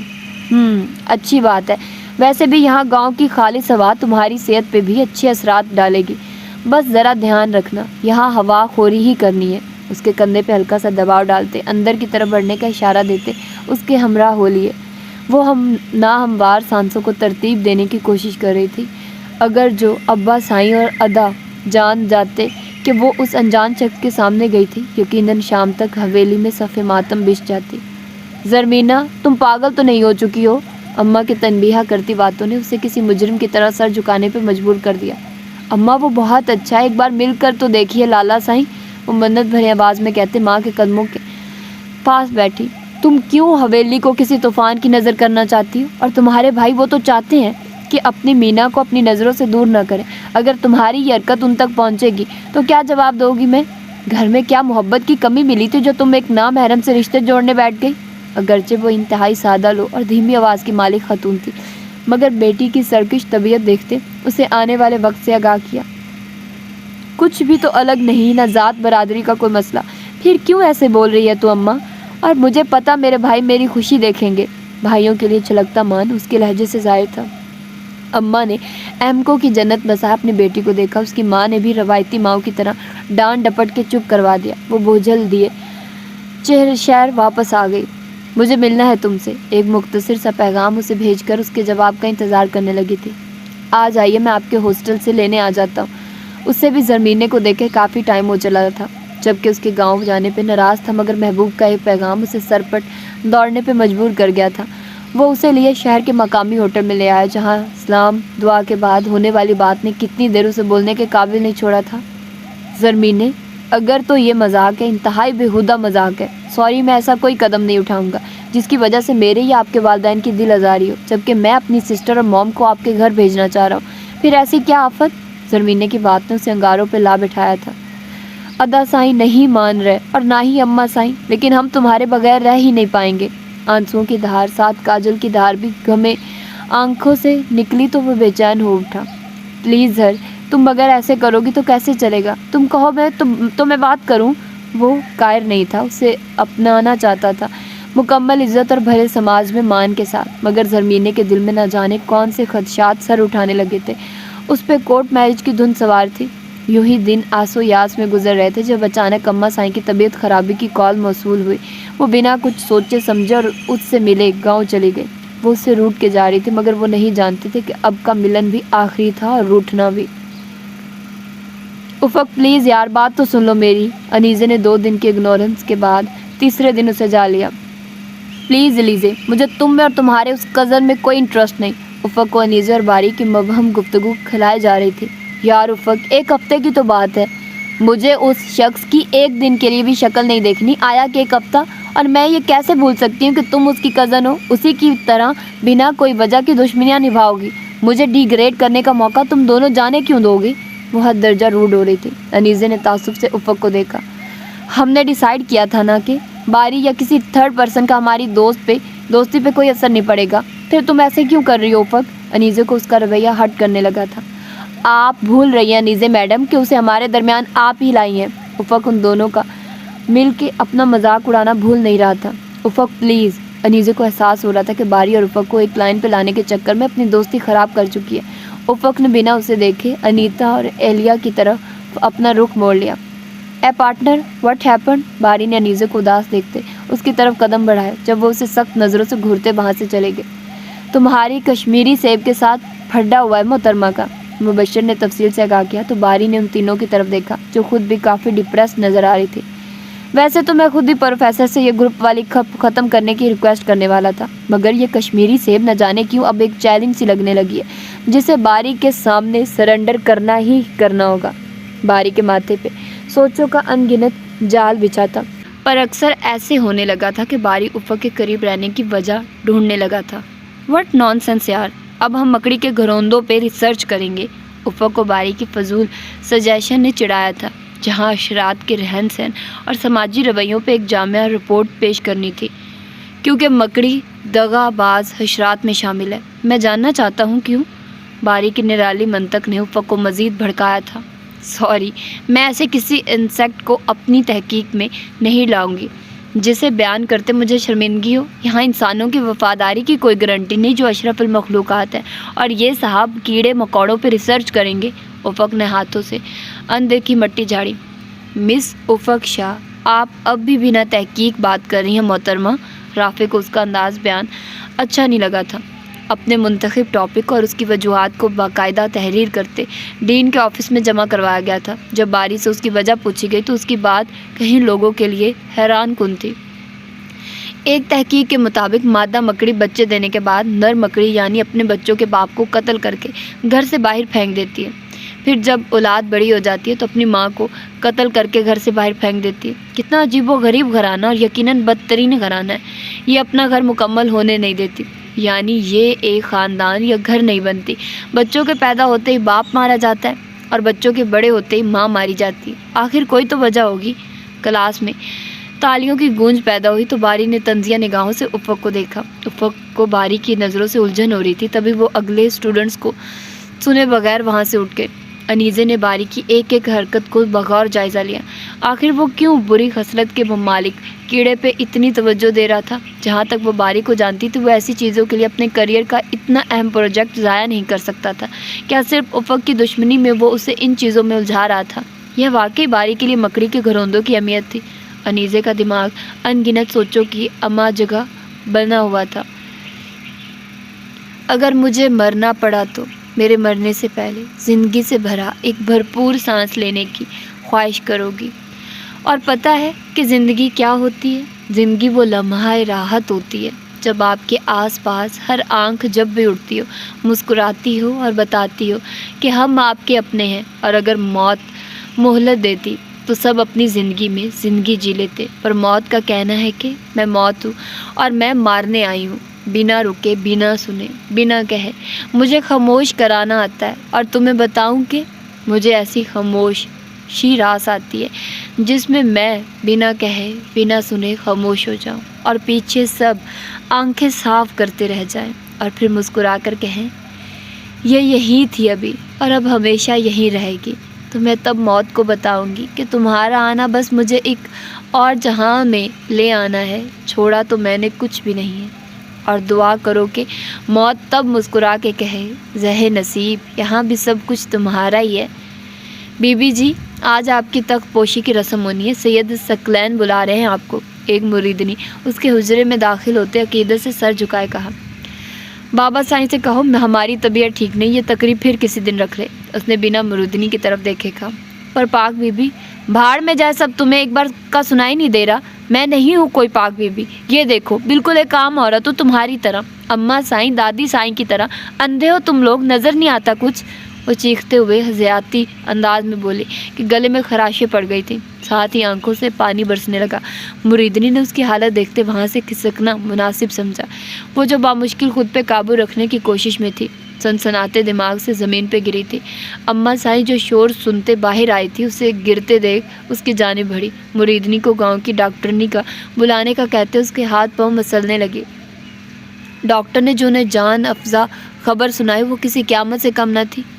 یہ تم نے کیا کیا کرم جلی؟ کیا منہ دکھائیں گے ہم گاؤں والوں کو؟ ارے ہم تو منکر ہو گئے۔ جو عورت قرآن سے جڑ جاتی کسی نامحرم کو اسے دیکھنا چھوتا بھی گناہ ہوتا، اور یہ اتنا بڑا گناہ ہے۔ سید بخت بھری اگرچہ سادہ لوگ انسان تھی مگر اس حویلی کے اصولوں سے، روح گردانی کرنے والوں کے انجام سے بھی آگاہ تھی۔ تبھی اکلوتی بیٹی کا اقدام اور اس کا انجام آنکھوں کے سامنے نظر آ رہا تھا۔ کیوں ماں اتنا وویلا کیوں؟ کل جب دھوم دھام سے اپنی بیٹی کا جنازہ نکال رہے تھے آپ لوگ ایک بار بھی کچھ پوچھا تھا مجھ سے؟ میری خواہش، میرے جذبات میں جیتی جاگتی انسان ہوں، کوئی گڑیا نہیں۔ چپ کر جا بدبخت، خبردار جو آواز اس کمرے سے باہر بھی گئی تو۔ ابھی اس کی بات مکمل ہی نہ ہونے پائی تھی جب دادی سائی نے اس کے بالوں کو اپنی گرفت میں لیتے اپنے برابر کھڑا کیا۔ ضبط کرنے کے باوجود بھی ایک ہلکی سی چیخ نکلی تھی جو دادی سائی کو مزید آگ بگولا کر کے، ہم نے بھی تو اپنی بہن بیٹیاں دی ہیں، تم میں ایسے کون سے سرخاب کے پر جڑے ہیں؟ انتہائی تنفر سے کہتے اسے بیڈ کی طرف دھکیلا تھا۔ وہ جو ہمیشہ سے دادی کی لاڈلی رہی تھی، اتنی سختی دیکھتے دل خون کے آنسو رونے لگا تھا۔ اور سن لو تم دونوں ماں بیٹی، اس گناہ سے جتنی جلدی ہو سکے جان چھڑواؤ، ایسا نہ ہو کہ بات گھر کے مردوں تک پہنچے اور یہ اگلی سانس لینے کو ہی نہ رہے۔ دادی سائی نے گویا ان ماں بیٹی کی ذات پہ احسان کرتے اپنا حکم صادر کیا۔ وہیں ڈاکٹر کو بھی کہیں ایک تحائف سے نواز کے منہ بند کروا دیا گیا تھا۔ میں کس سے کہوں کہ اگلی بارش کا وعدہ تھا اس کا، کوئی اسے بھی تو کہے کہ لوٹ آئے۔ بارش لوٹ آئی ہے۔ ایک افسردہ سی نگاہ ڈائری پہ ڈالے جہاں اپنے ہاتھ سے لکھی گئی نظم نے اس کے اندر کہیں الاؤ دہکائے۔ اندر کی گھٹن بڑھنے لگی تو کمرے سے باہر نکل آیا۔ موسم میں چھایا حبس اسے مزید بے چین کرنے لگا۔ ایک دم اپنی زندگی بے رنگ نظر آنے لگی، نہ جینے کی کوئی خاص وجہ نظر آ رہی تھی، نہ کوئی مقصد۔ آج اسے ایک موٹیویشنل اسپیچ کا حصہ بننا تھا۔ بیزاری سے اٹھتے اپنے لیے فارمل ڈریس سلیکٹ کیا اور کچھ دیر بعد وہ نک سکسر تیار ہوتے یونیورسٹی کی طرف بڑھ گیا۔ کمرے میں داخل ہوتے کہیں توصیفی نگاہیں اس کی طرف اٹھی تھی۔ اپنی تقریر کا آغاز کرنے سے پہلے اس نے ایک طاہرانہ نگاہ وہاں پہ موجود طلباء پہ ڈالی، لیکن اس کا سرسری نگاہ ڈالنا بھی قیامت ثابت ہوا تھا۔ وہ چہرہ بھلا اتنی آسانی سے کہاں بھلایا جا سکتا تھا؟ وہ جو مگن سی بیٹھی موبائل پہ مصروف نظر آ رہی تھی، اپنے اوپر جمی نگاہوں سے بے خبر، انیتا وغیرہ کو میسیجز بھیجے ان کی غیر حاضری پہ برہم نظر آ رہی تھی۔ تبھی عبدالباری کا شریر ٹولہ انیزے سمیت داخلی دروازے سے پہ نظر آیا تھا۔ ایک اچٹتی نگاہ ان سب پہ ڈالے وہ سامنے دیکھنے لگی تھی۔ پروفیسر اس سے نگاہیں چراتے اپنے ٹاپک کا آغاز کیا تھا۔ ڈیموکریسی، جمہوریت، آزادی رائے، حق خود ارادی پہ سب ایک ہی بات کا نچوڑ ہے جو ہمیں اعتراضات کی کہیں طرف مائل کرتی ہے، جنہیں ہم اپنی سو کالڈ آزادی رائے کہتے ہیں کیونکہ ہم اس ملک کے باشندے ہیں۔ اپنے ملک کے سسٹم کو برا کہنا ہمارا حق ہے، مگر چند ایک اچھائیوں کو بیان کرنا ہمارے لیے مشکل امر ہے۔ صفائی نصف ایمان ہے کہ ہم اس پہ اشتہارات یا بل بورڈ نصب کروا سکتے ہیں تاکہ سب سیکھے پر عملی نمونہ کیا رہ جاتا۔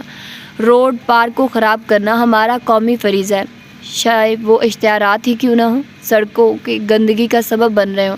مائک پہ گونجتی آواز نے سب کو اپنے سحر میں جکڑ رکھا تھا۔ بات تھی سسٹم اور آج کے نوجوان کی، جس کی شروعات ہی کسی ماہر استاد کے ہاتھوں کی جان والی چترول سے ہو رہی تھی۔ تو سر کیا آپ چاہتے ہیں ہم فینسی میں جئیں؟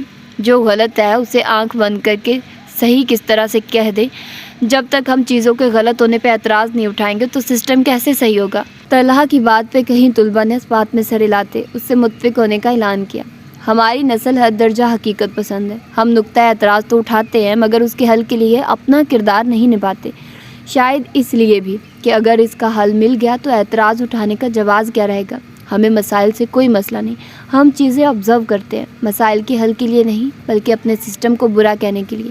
خامیاں نکالنا اپنا حق سمجھتے ہیں، انفیکٹ اس چیز سے پیار بھی کرتے ہیں۔ ہم اس صدی میں رہ کے بھی کسی مسیحا کا انتظار کرنے والے فینٹیسی میں ہی رہ رہے ہیں۔ کیا ہی اچھا ہو جو ہم خود مسیحا بن جائیں۔ پروفیسر نے ایک بار پھر نوٹس بناتی افق پہ نگاہ ڈالے۔ عبدالباری نے ایک سلگتی نگاہ پروفیسر پہ ڈالی تھی، وہ بھی شاید باریک نگاہوں کی تپش پہ کچھ گھبرایا تھا۔ اپنے موضوع کو اختتام کی طرف لے جاتے اس نے طلباء سے الوداعی کلمات کہے۔ بحث و تمہید کافی لمبی تھی۔ اوکے اسٹوڈنٹس، اپنا بہت اچھا لگا آپ لوگوں سے مل کے. گڈ لک آپ کے بہترین مستقبل کے لیے. پروفیسر نے الوداعی کلمات بولے تو تمام اسٹوڈنٹس ان کی تعظیم میں کھڑے ہوئے.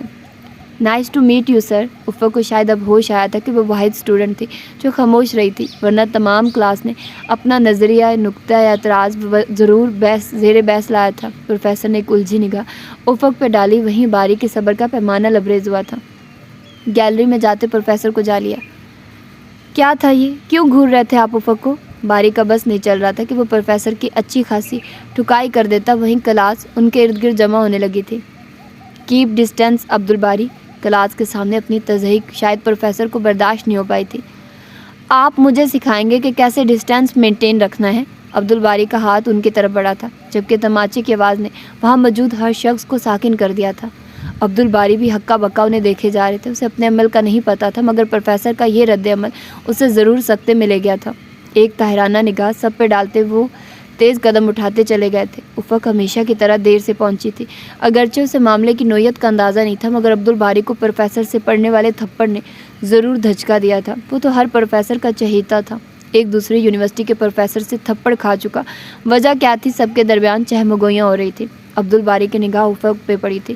وہی اس کی آنکھوں کے عجیب سے تاثرات افق کو خود میں سمیٹنے پہ مجبور کر گئے تھے. دوست تو وہ پہلے بھی نہیں تھے، پر اس کی نگاہوں کا سرد پن افق کو نظریں چرانے پہ مجبور کر گیا تھا. کیا ہوا؟ دھرمیش نے آتے ہی اسے گھیرا. وہ بھی کلاس میں موجود نہیں تھا. باری نے نفی میں سر ہلاتے وہاں سے راہ فرار اختیار کر لی. ایک انجان بندے کا یوں ہمارے دوست پہ ہاتھ اٹھانا، اس کے لیے پروٹیسٹ تو بنتا ہے نا. مبشر حد درجہ باری سے انسیت رکھتا، تبھی اس کی تضحیق نے جذباتی کر دیا تھا. وہاں موجود کچھ طلباء نے اس کی ہاں میں ہاں ملائی اور کچھ نے معاملے کی تہہ تک پہنچنے کا کہا تھا. وہ بائک لیے ریور سائڈ آ گیا. راستے میں سے اپنے سگریٹ کی ڈبی خریدی. آنکھوں کے سامنے بار بار افق کا چہرہ اور پروفیسر کی نگاہیں گھوم رہی تھی. 1 گھنٹے میں وہ پوری ڈبی ختم کر چکا تھا، پر اندر کی جلن نے کہاں کم ہونا تھا.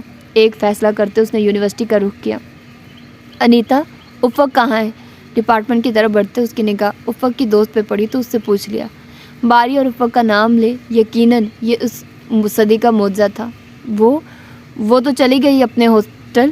انیتا نے بامشکل خود کو جواب دینے کے لیے تیار کیا. اوکے، باری نے سر لہجے میں کہتے قدم واپسی کی طرف بڑھائے، مگر پھر الٹے پاؤں واپس آیا. مجھے اس سے ملنا ہے. نمبر دے سکتی ہیں آپ؟ وہ باری جو سیدھے منہ بات نہیں کرتا تھا افق کا نمبر مانگ رہا تھا. یہ واقعی معجزہ تھا.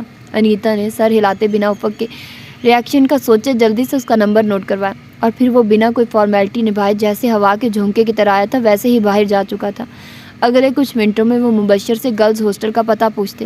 اس کے ہاسٹل سامنے ٹھہرا تھا. افق نے انجان نمبر سے کال دیکھی اور اگنور کرتے اپنے کپڑوں کی تہہ لگانے لگی. اسے گاؤں جانا تھا، تبھی وہ جلدی جلدی ہاتھ چلا رہی تھی، پر کال کرنے والا ماہان ڈھیٹ ثابت ہوا تھا. ہیلو، میں باری، ابھی 2 منٹ کے اندر مجھے ہاسپٹل کے باہر نظر آؤ، میں تمہارا ویٹ کر رہا ہوں. اس نے موبائل کان سے ہٹاتے حیرانگی سے موبائل کو دیکھا تھا، جہاں کچھ دیر پہلے شاہد کو طوفان آیا تھا.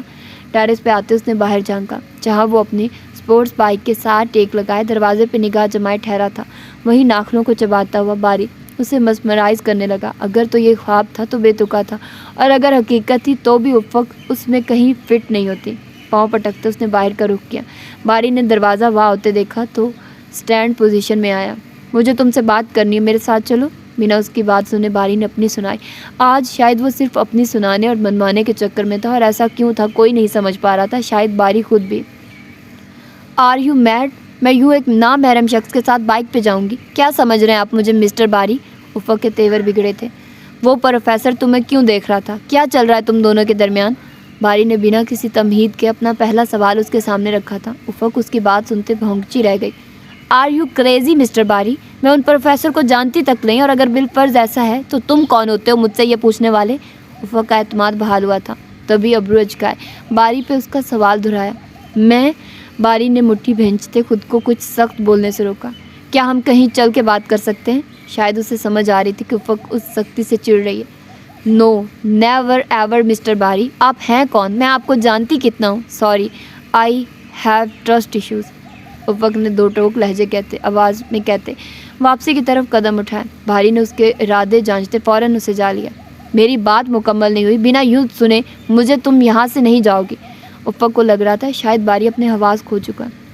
تھپڑ نے شاید ذہنی توازن بگاڑ دیا آپ کا مسٹر باری، ورنہ تو میں وہیں گدی نشین خانزادی ہوں جس سے آپ بات کرنا درکنار، نام سننا گوارا نہیں کرتے۔ افق کے ہاتھ آج موقع آیا تھا، اس لیے وہ اس کے ذہنی خلفشار کا بھرپور فائدہ اٹھا رہی تھی۔ اوکے، کل ملتے ہیں کیمپس میں۔ باری نے آنکھوں پہ سن گلاسز لگاتے بائک سٹارٹ کی اور یہ جا وہ جا۔ افق نے اسے دور ہوتا دیکھا۔ سکھ پرسن، اسے نیا ٹائٹل دیتے ایک نظر موبائل پہ ڈالی۔ نہ جانے اس کا نمبر کس نے اسے دیا تھا۔ انیتا اور علیہ سے پوچھ تاچھ کرنے کا سوچتی وہ اندر کی طرف بڑھ گئی۔ وہ گھر میں داخل ہوا تو خاموشی کا راج تھا۔ مام، فیضی کہاں ہے؟ اسے آتے ہی اپنے ہمزاد کی یاد ستائی تھی۔ دوستوں کے ساتھ کہیں باہر گھومنے کا پلان تھا آج اس کا۔ تم کہاں تھے؟ یہ وقت ہے گھر آنے کا؟ الماس نے اسے بے نقد سنائی تو وہ سر کھجاتے فیضی کے کمرے میں داخل ہو گیا۔ ارادہ اس کی کوئی بک اٹھا کے پڑھنے کا تھا۔ ٹیبل پہ پڑی سیاہ کور والی ڈائری نے اس کی توجہ اپنی جانب کھینچی۔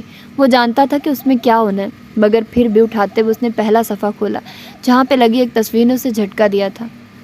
ہر اس شخص کی خواہش پوری ہو جاتی ہے، اسے وہ سب کچھ مل جاتا ہے جو جانتا ہے کہ صحیح وقت کا انتظار کیسے کرنا ہے۔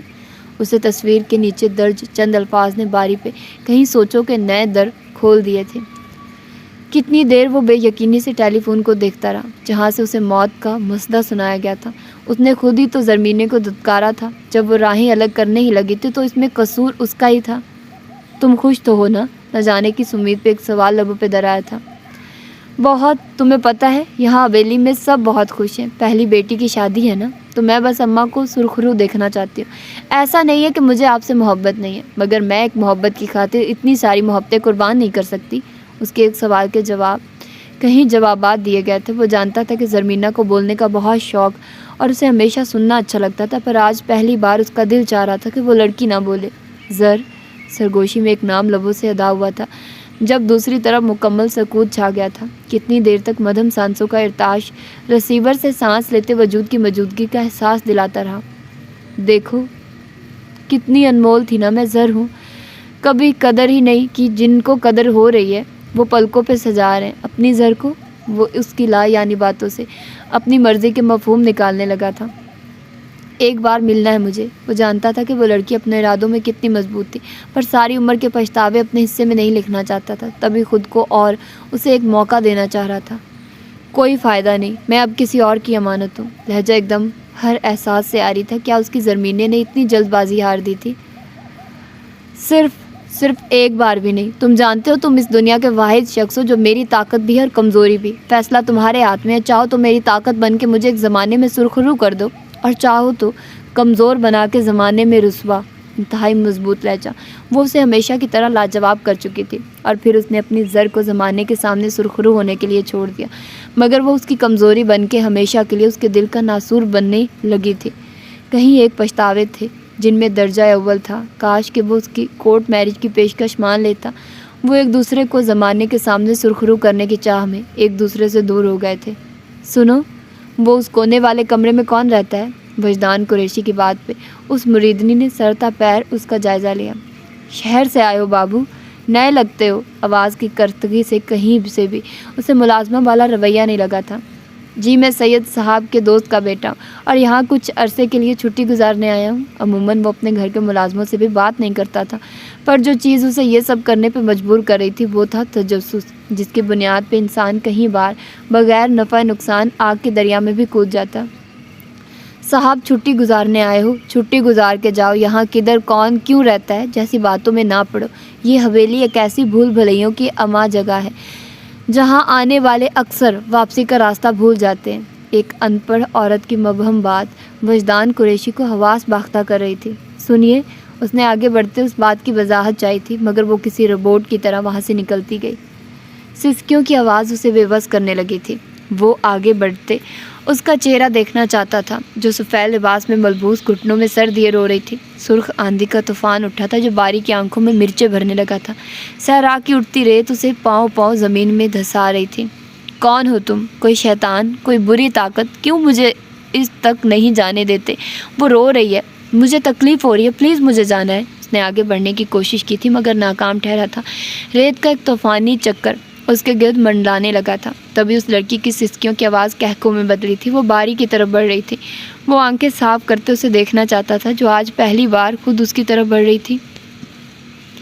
रेत थी कि आंखों में धंस रही थी। एक धुंधला अक्स था। सरो कदो कामत वाली वो लड़की बारी के बहुत करीब आ चुकी थी, मगर वो उसे नहीं देख पा रहा था। पानी, प्लीज़, मेरी आंखें जल रही हैं। बारी ने घुटी घुटी आवाज़ में उस धुंधले अक्स से इल्तिजा की थी। मका फाते अमल, एक सरगोशी हुई थी और हर तरफ खामोशी छा गई। हया अलल फलाह, चले आओ फलाह की तरफ। अजान की फिर सदा गूंजी थी। वो कितनी देर बेसुध पड़ा छत को घूरता रहा। आंखों से निकलता पानी उसे याद दिला रहा था कि कुछ देर पहले उसकी आंखों में जहरीली रेत थी। अजान की सदा जारी थी, मगर उसने करवट बदलते आंखें बंद कर ली और कुछ देर का अलूयन, उसका रिएक्शन सब दिमाग से महव हो रहा था। उसे लग रहा था कोई उसे गहरी नींद सुलाने में लगा है। एक ठंडी महक और पुरसुकून नींद का खुमार उसे अपने हसार में लेते सुला चुका था। फ़लसफ़ाती ज़िंदगी दो चीज़ों पर रुक गई है। इंसाफ, जहाँ दूसरों के साथ नेकी का मदार है। जो शख्स कुदरत के कानून को समझ लेता है वो इंसाफ का बोलबाला करता है। गैर मुनसिफ शख्स, कुदरत के कानून को तोड़ने वाला, कभी लोगों से अच्छाई नहीं कर सकता। अपने आप को जानकर अपने आप को जान लेना सबसे बड़ी अक्लमंदी है। हम कौन हैं, क्यों हैं और किस मकसद के लिए हैं। हम ज़िंदगी के इस फ़लसफ़े को समझ लें तो शायद बहुत सी अनहोनियों से बच जाएं, एक दूसरे को तकलीफ़ देने से भी। प्रोफेसर अजीम की क्लास हमेशा खुद से आगाही का दर्स देने वाली होती थी। इस वक्त भी तमाम क्लास उनकी सहर बयानी, उस कायनात की तख्लीक की वजह और नज़रिया इंसानियत को बड़े शौक़ से सुन रही थी। इस दुनिया में इंसान के लिए सबसे ज़्यादा तकलीफ़देह चीज़ क्या है? उसकी फ़ितरत, दूसरों से अच्छी उम्मीदें वाबस्ता करने का नज़रिया। प्रोफेसर अजीम की क्लास में आज फिर एक नई बहस शुरू होने लगी थी। दौलत मुबशर का जवाब था, जिससे दोस्तों का मुतफिक होना बनता था। दौलत, भला कैसे? ये तो आपको सुकून और राहत का सामान करती है। प्रोफेसर अजीम ने गोया अपनी मर्ज़ी की बात उगलवा ली थी, जो उन्हें अगले 1 घंटा दलाइल पेश करने को काफ़ी थी। जिसके पास नहीं हो तो उस पे हासिल की धुन सवार रहती, जहाँ वो गलत सही की तमीज़ से मबरा होते, सिर्फ उसे हासिल करना चाहता है, जबकि जिसके पास हो उसका चोर डाकुओं से बचाने की फ़िक्र में सुकून हराम हो जाता है। अपनी तरफ से दानिश ने भी फ़लसफ़ा पेश किया था, तो बैंक में रखवा ले और सुकून से सो जाए। बैक बेंचर्स की तरफ से शरारती जवाब आया। FBR वालों को कौन जवाब देगा लाले? फिर से क्लास में दबी दबी हंसी की आवाज़ हुई। रिश्ते, ये आवाज़ दरमियानी बेंच से आई थी। सबकी गर्दनें उस सवाल को देखने के लिए मुड़ी थी। पहली बार उसका किसी क्लास में इंटरेस्ट सबके लिए चौंका देने वाला था। रिश्ते जो हमेशा आपके लिए आजमाइश बनते हैं, आपको इमोशनली टॉर्चर का बाइस बनते हैं, ऐसा कहते। बारी की आंखों में एक शबा लहराई थी और दर्द की एक लहर पूरे जिस्म में सरायत कर गई थी। कोई ऐसा रिश्ता जो आपके लिए आजमाइश का सबब बना हो? प्रोफेसर की तरफ से सवाल आया था। मेरे चाचू, जिन्होंने एक ऐसी औरत से रिश्ता निभाया जिसे रिश्ते निभाने ही नहीं आते थे, वो चली गई अपनी दुनिया बसाने, और उन्होंने कुछ झूठे वादों की लाज में उम्र गंवा दी, एक झूठे रिश्ते का भरम रखने के लिए। बारी के चेहरे से छलकता खून उसके अंदर के बवाल को जाहिर कर रहा था। इसमें आपके लिए आजमाइश कहाँ हुई?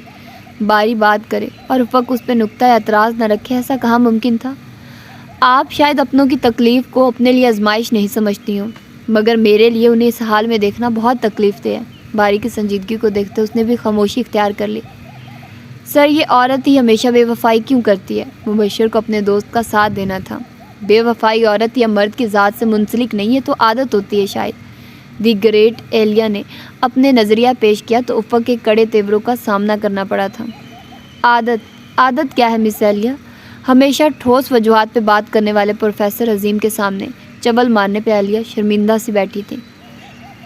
अगर एक शख्स इंसाफ से फ़ैसले नहीं करता तो क्या ये महज उसकी आदत है या कुछ और? अगर एक इंसान अपनी ज़ात से आशनाई की जुस्तजू नहीं रखता तो इस आदत को क्या कहेंगे? वफ़ा करना आदत है, बेवफ़ाई करना आदत है। इस आदत को मापने का क्या पैमाना है? और कैसे कह सकते हैं हम कि किसी ने महज आदत से मजबूर होते किसी से कितना ताल्लुक़ कर लिया?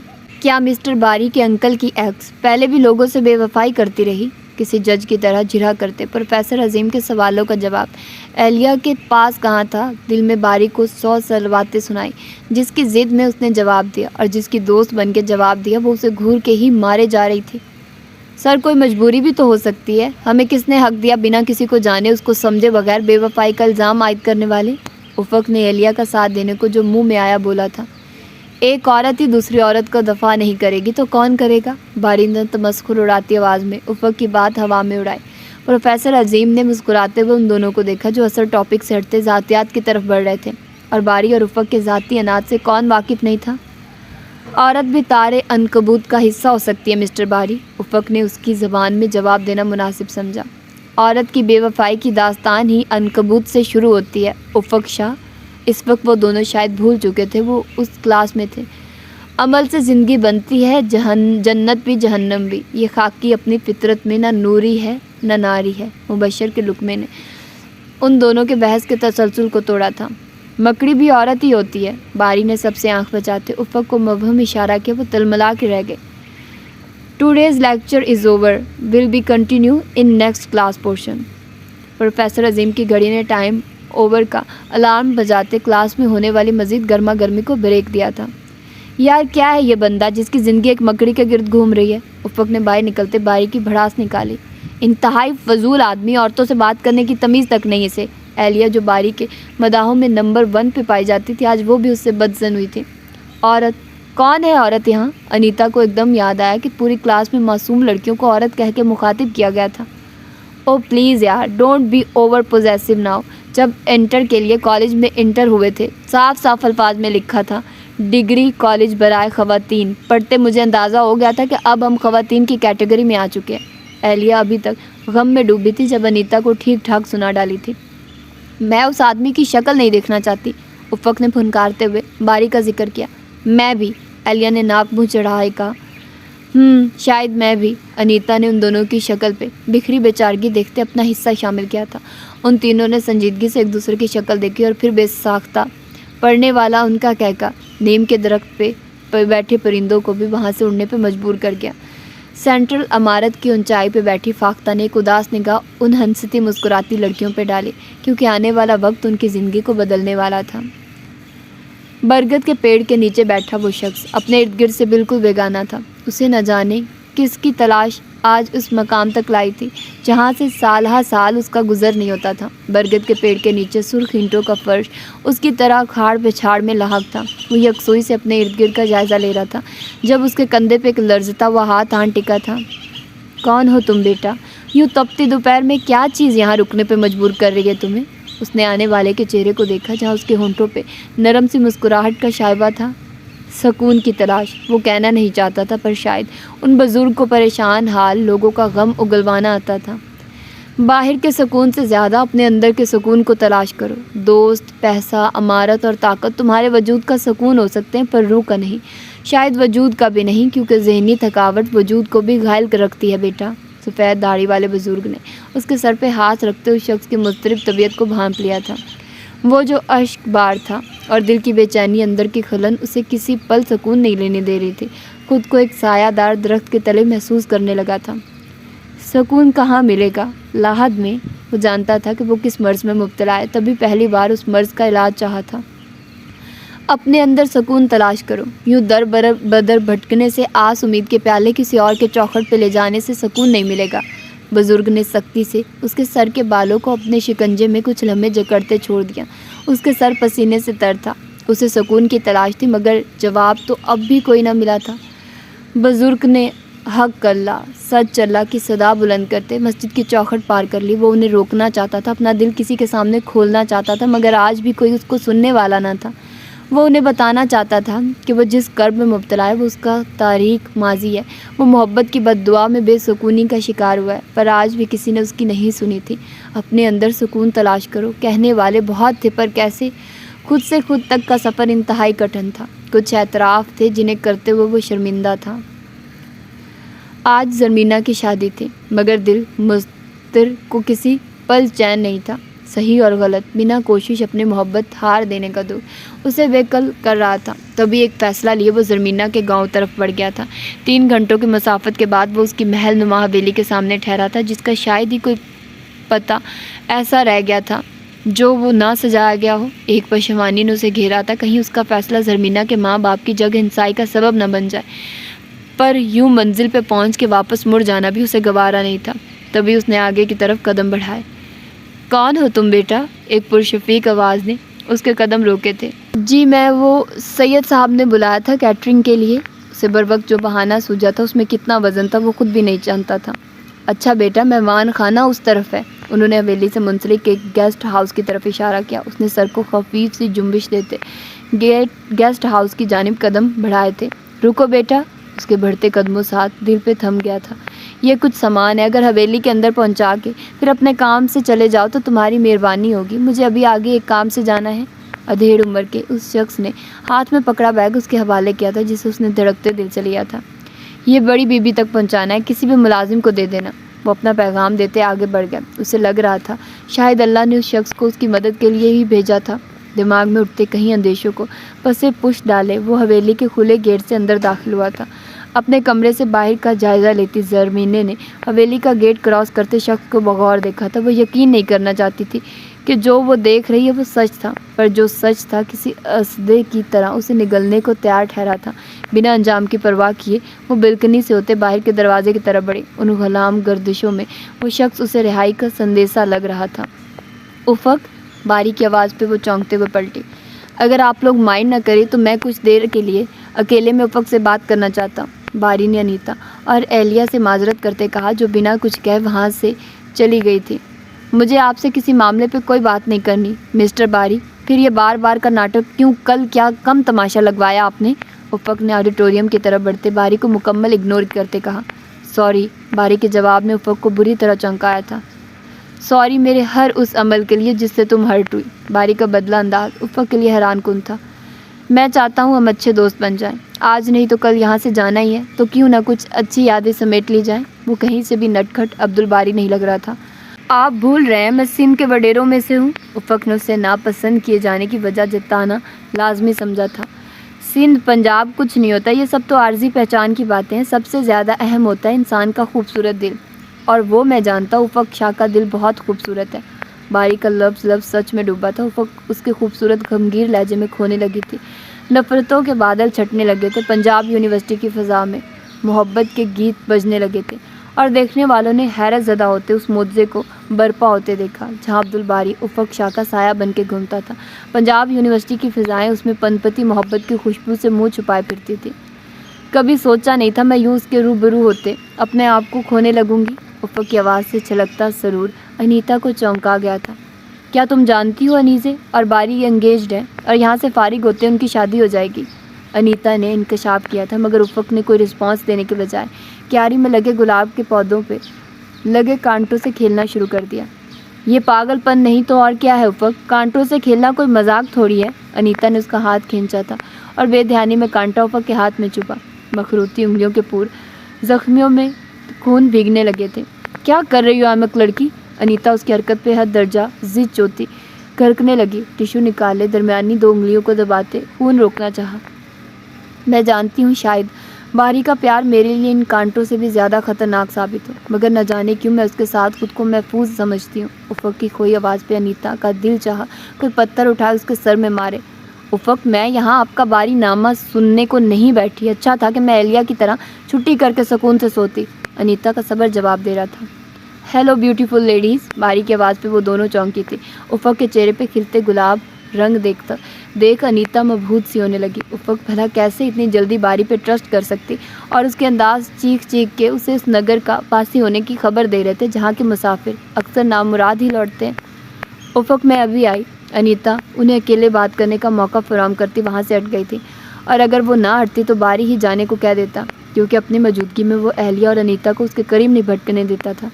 اچھا ہے وہ رقیب ہٹ گئی، بہت جیلس فیل کر رہا تھا میں۔ باری نے اس کے برابر جگہ بنائی۔ وہ جو نامنوس انداز میں پیچھے ہٹنے لگی تھی باری کی حرکت پہ ساکن ہوئی۔ اس گریز کی گنجائش تو نہیں ہے ہمارے رشتے میں افق؟ باری کا مدہوش کر دینے والا لہجہ افق کو پلکیں جھکانے پہ مجبور کر گیا تھا۔ باری، میں آج کچھ نہیں، میں بولوں گا اور تم سنو گی۔ پلیز افق، اتنا سمجھ لو میری زندگی کی ڈور تمہارے اس ایک فیصلے سے جڑی ہے۔ باری کا مبہم انداز افق کو پریشان کرنے لگا تھا۔ ایسی باتیں کیوں کر رہے ہیں آپ؟ احساسات بدلے تو محبوب کو اونچے سنگھاسن پہ بٹھا ڈالا۔ صرف ایک بات افق، اس کے بعد یا تو باری ہوگا یا نہیں۔ باری کی آنکھوں میں دیپ جلے تھے جس کی روشنی افق کی آنکھوں چندھیانے لگی تھی۔ وہ بنا کچھ بولے اسے سن رہی تھی۔ Will you marry me Ufaq Shah? Will you be mine forever? Bari نے اس کے مرمری ہاتھوں کو اپنے ہاتھوں کی مضبوط گرفت میں جکڑتے اسے ایک نئے امتحان میں ڈالا۔ باری، افق کی آواز کسی گہرے کنویں سے آتی محسوس ہوئی تھی۔ نو افق، You haven't any option. Say yes or no. बारी के लहजे में कोई रियायत नहीं थी. یہ بہت جلدی ہے باری, ابھی تو ہم دونوں ہم افق, جب باری اور افق کے نام کا فرق مٹائے ہم بن جائیں تو سوالوں کی گنجائش نہیں رہتی. اکثر سوچ میں پڑتے راہوں کو متعین کرنے والے لوگ راستے سے بھٹک جاتے ہیں. ہاتھ بڑھائے بہاری نے اس کے سر سے ڈھلکتے آنچل کو اس کی جگہ پہ ٹکایا تھا. افق اس کی ہر ادا, ہر لفظ پہ فدا ہونے لگی تھی. تبھی سر جھکائے اس کی پکار پہ اپنے اظہار کی مہر ضبط کرتے خود کو ایک بند گلی کا مسافر بننے کے لیے چھوڑ دیا. اسے لگ رہا تھا کہ اس کے ڈھل کے آنچل کی پرواہ کرنے والے شخص سے بڑھ کے کوئی اس کی عزت کا رکھوالا نہیں ہو سکتا. تو یہ ہے اس کی پہلی ایپیسوڈ, اور میں اسے زیادہ آپ لوگوں کو نہیں پرووائڈ کر سکتی کیونکہ بس میرے لیے اس سے زیادہ ریکارڈ کرنا تھوڑا مشکل ہے. میں آپ لوگوں کو کوشش کروں گی کہ دوسرا پارٹ بھی ابھی دے دوں, مطلب آج ہی دے دوں, نہیں تو میں کل انشاءاللہ دے دوں گی, پکا دے دوں گی. تو اپنا فیڈ بیک مجھے دیجیے گا. ابھی تک تو مجھے ایسا کوئی ناول خاص پسند نہیں آ رہا, بٹ مجھے لگ رہا ہے کہ یہ اچھا ہی ہوگا. ابھی شاید تھوڑا الجھا سا ہے نا, ابھی کہانی تھوڑی واضح نہیں ہوئی ہے, تو اسی لیے کچھ سمجھ نہیں آ رہی ہے. ہوپس ہو کہ اب ناول آگے تھوڑا اچھا ہو جائے گا اور آپ لوگوں کو پسند بھی آئے گا. تو یہ اس کی پہلی ایپیسوڈ تھی, تو مجھے بتائیے گا کہ آپ لوگوں کو یہ پہلی ایپیسوڈ کیسی لگی, آپ لوگوں کو یہ ناول کیسا لگا. تو ملتے ہیں انشاءاللہ اس کی سیکنڈ ایپیسوڈ میں. لیکن اس سے پہلے میں آپ لوگوں کو بتا دوں کہ اگر بھیگا دسمبر آپ لوگوں نے سننا ہے تو نیچے ڈسکرپشن میں نے لنک دے دیا ہے. آپ اس لنک سے میرے دوسرے چینل پر چلے جائیے. میں وہاں پر کبھی جب مجھے ٹائم ملا تو میں وہ ناول ریکارڈ کر کے آپ لوگوں کو دے دوں گی, تو آپ لوگ سن لیجیے گا. لیکن وہ میں ان لسٹ رکھوں گی, صرف آپ لوگ لنک سے ہی اس کو اوپن کر سکیں گے. وداؤٹ لنک وہ آپ لوگوں کو نہیں ملے گا یوٹیوب پر. تو ٹھیک ہے, پھر ملتے ہیں انشاءاللہ اس کی ایپیسوڈ میں. اللہ حافظ.